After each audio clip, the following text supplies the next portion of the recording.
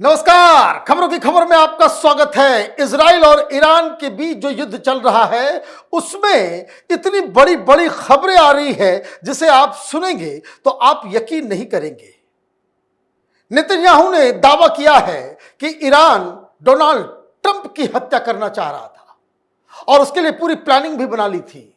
और इस खुलासे से हड़कंप मचा हुआ है और यह खुलासा तब हो रहा है जब ईरान के एक मिसाइल से अमेरिका के एम्बेसी को नुकसान पहुंचा है। मतलब अमेरिकन एम्बेसी को भी ईरान ने टारगेट कर लिया और यह धमकी डोनाल्ड ट्रंप ने 2 दिन पहले दी थी कि अगर अमेरिकन एसेट के ऊपर जरा सा भी कोई कार्रवाई ईरान के द्वारा की जाती है तो फिर यह खुला खेल फरूखाबादी हो जाएगा।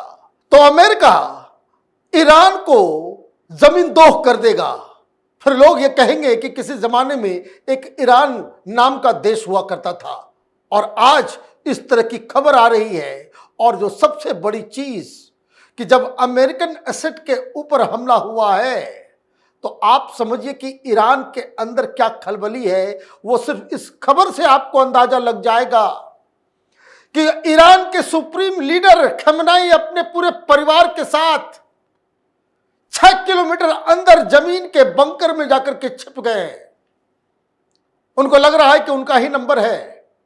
और ये तब जब यह खबर आई कि इजराइल के हमले ने पूरी तरीके से टारगेट कर रखा था कि खमेनी को खत्म कर देना है।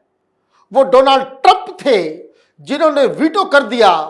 नेतन्याहू को साफ कहा कि बाकी जिसको आपको हताहत करना है, मारना है, आप मार लो, लेकिन खमेनी को अभी मत आप छेड़ोगे, अदरवाइज आज खमेनी दुनिया में नहीं होता। ये तमाम सारी चीजें चल रही है। और इस बीच ईरान की तरफ से यह कहा गया है कि अगर हमारा अंत समय नजदीक आ गया तो पाकिस्तान ने हमें इंश्योर किया है कि अगर ईरान की तबाही बर्बादी या उसके ऊपर कोई न्यूक्लियर हमला होता है तो पाकिस्तान अपने न्यूक्लियर हथियार का इस्तेमाल इजराइल के खिलाफ करेगा। मतलब तेल अवीव के ऊपर पाकिस्तानी न्यूक्लियर बॉम्ब मारेंगे। और ये सारी चीजें कोई ढकी छुपी सोर्सेस के हवाले से नहीं है, बल्कि टेलीविजन चैनलों के ऊपर इंटरव्यूज के दौरान बड़े बड़े लीडर चीख चीख के कह रहे हैं। लेकिन जो इस वक्त की बड़ी खबर है वो ईरान से आ रही है कि खमेनी कहां छिपे हुए हैं। Iran supreme leader Khamenei hid in bunker to escape Israeli strike says report. Iran supreme leader Ali Khamenei was moved to an underground bunker in Tehran hours after Israel began its attack on Friday. According to a report by Iran International, all members of Khamenei family, including his son Mojtaba, were with him, report said. डर के मारे छिप गए जैसे मौलाना मुनीर छिप गया था कि जब हम लोगों ने अटैक किया इसके ऊपर, मदरसों के ऊपर, मरकजों के ऊपर, आतंकवादी जब हमने मारना शुरू किया, हमारे प्रिसीजन से इतना वो डर गया कि वो बंकर के अंदर चला गया। खमेनी के साथ यही हुआ है। ये छिप गया है। और ये छिपने की वजह क्या है? क्योंकि ये खबर आई कि नेतन्याहू ने खमेनी को निशाना बना लिया था। जब उसके आर्मी चीफ को, जब रेवोल्यूशनरी गार्ड के चीफ को, चीफ कमांडर को, एक एक साइंटिस्ट को चुन चुन कर आज खबर आई है कि 4-5 कार बॉम्ब धमाका हुआ, कार ब्लास्ट कर दिया गया जिसमें कई सारे न्यूक्लियर साइंटिस्ट मारे गए। चुन चुन के न्यूक्लियर साइंटिस्टों को मारा जा रहा है। और ये पता नहीं कि मोसाद के पास, इजराइल के पास इतनी सटीक जानकारी, इतना सटीक इंफॉर्मेशन ये तो ईरानी लोग ही दे रहे हैं। इसका मतलब तो बिल्कुल साफ है। और ये सबके बीच एक और बड़ी खबर ये आई कि यूएस एम्बेसी को टारगेट कर दिया है ईरान ने। क्या खबर है? US embassy in Jerusalem closes after minor damage from Iran strike.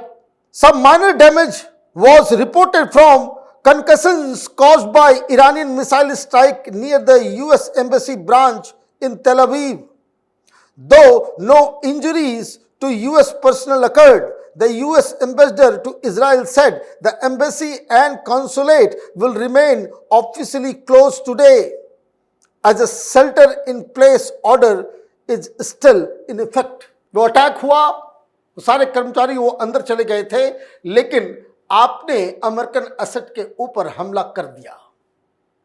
और यही खतरा जो ईरान के ऊपर बहुत बड़ा होता चला जा रहा है, क्योंकि डोनाल्ड ट्रंप ने साफ साफ कहा था कि जो करना है इजराइल में करो, लेकिन अगर तुमने यूएस एसेट के ऊपर, यूएस काउंसुलेट, एम्बेसीज या यूएस एयर बेसिस के ऊपर तुमने हमला किया तो अमेरिका पूरी तरीके से इजराइल के साथ आ जाएगा। और अभी कुछ देर पहले व्हाइट हाउस से बयान आया कि अमेरिका अब इजराइल के साथ खुल्लम खुल्ली जो है तौर पे आ गया है। कहने का मतलब ये है कि एक तरफ डोनाल्ड ट्रंप बातचीत कर रहे हैं पुतिन से कि आप दूर रहो इससे, पाकिस्तान किनारा कर चुका, लेकिन ये खबर ईरान की तरफ से दी गई कि पाकिस्तान उन्हें मिसाइल भी दे रहा है, एटम बम देगा। ये सारी जानकारी मैं आगे से डिटेल में डील करूंगा, लेकिन अमेरिका के सीधे सीधे सामने आने से ईरान की स्थिति खराब हो गई है। खबर यह आ रही है कि जो डिप्टी चीफ है आर्मी का, उसने पुतिन से बात की और यह कहा है कि ईरान छोड़ के हमें निकलने दो, मुझे पॉलिटिकल असाइलम चाहिए। कहने का मतलब है दहशत फैला हुआ है, तेहरान से लोग भाग रहे हैं। यही सब करना था तो आपने क्यों इतना बड़ा पंगा लिया? और इस सब के बीच ईरान ये भी कह रहा है कि जो न्यूक्लियर एनर्जी के ऊपर जो निगोशिएशंस चल रहे थे उससे वो विड्रॉ कर रहा है। मतलब ईरान ने एक तरीके से कह दिया कि जो हो सो हो, लेकिन हम न्यूक्लियर बम बनाएंगे, हम न्यूक्लियर इनरिचमेंट का जो प्रोग्राम है उसको हम अब रोकने वाले नहीं हैं। यही बात तो इजराइल शुरू से ही कहता चला आ रहा था। और यह कहा जा रहा है ईरान की तरफ से कि इसके लिए दोषी जो है वो अमेरिका है। और इस बीच नेतन्याहू साहब का एक इंटरव्यू आता है फॉक्स न्यूज के ऊपर।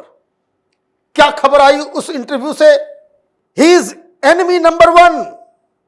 Israeli PM says Iran wants to kill Donald Trump. Israeli Prime Minister Benjamin Netanyahu claimed that Iran's Islamic regime had pinpointed US President Donald Trump as a threat to its nuclear program and actively worked to assassinate him. They want to kill him. He is enemy number 1, he said, as quoted by Fox News. He also said that his country is prepared to do whatever is necessary to eliminate the nuclear and ballistic missile threat Iran poses to the world. अब बताया जा रहा है कोई बहुत जखीरा हजारों हजार मिसाइल जो है ईरान ने जो है वो जमा कर रखा है। बताया ये भी जा रहा है कुछ पाकिस्तान से भी आया है, चाइना से भी आया है। तो अमेरिका के ऊपर अगर हमला शुरू हो जाएगा और इस तरह की खबरें आएगी कि डोनाल्ड ट्रंप को ही निशाना बनाना चाह रहा था ईरान, तो ईरान का क्या हाल होने वाला है आगे आने वाले दिनों में, ये जस्ट आप इमेजिन कर सकते हैं। लेकिन इस बीच ये कार पाकिस्तान के बारे में भी एक खबर आ गई। अब पता नहीं जब तक ये वीडियो अपलोड हो, क्योंकि ये खबर अभी फौरन आई है, तब तक ऐसा नहीं कि पाकिस्तान जो है इस खबर को डिनाई कर दे, माफी मांग ले अमेरिका से कि नहीं नहीं हुजूर हमने तो ये काम नहीं किया था। और ये मौलाना मुनीर ये अभी तक अमेरिका में ही छिपा हुआ है, वापस पाकिस्तान नहीं आया है। वो झूठ इसने फैलाई थी कि कोई विक्ट्री डे सेलिब्रेशन में वो परेड में चीफ गेस्ट बन करके जा रहा है। व्हाइट हाउस ने मना किया कि हमने किसी मिलिट्री अधिकारी को, किसी भी देश के फॉरेन कंट्री के मिलिट्री जनरल को हमने इनवाइट नहीं किया। तो बेइज्जती हुई सो अलग, अभी मुंह छिपा करके अमेरिका के अंदर छिपा पड़ा हुआ है। और यह खबर आ रही है जो पाकिस्तान के लिए एक बहुत बड़ी मुसीबत लेकर के आया है। क्या खबर है?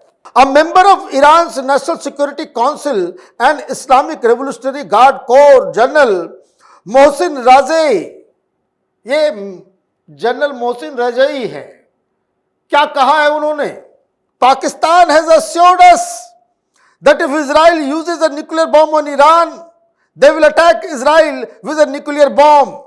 General Mohsin Rajaei remarks came during an interview on Iranian television as a barrage of missiles crisscrossed Iran and Israel.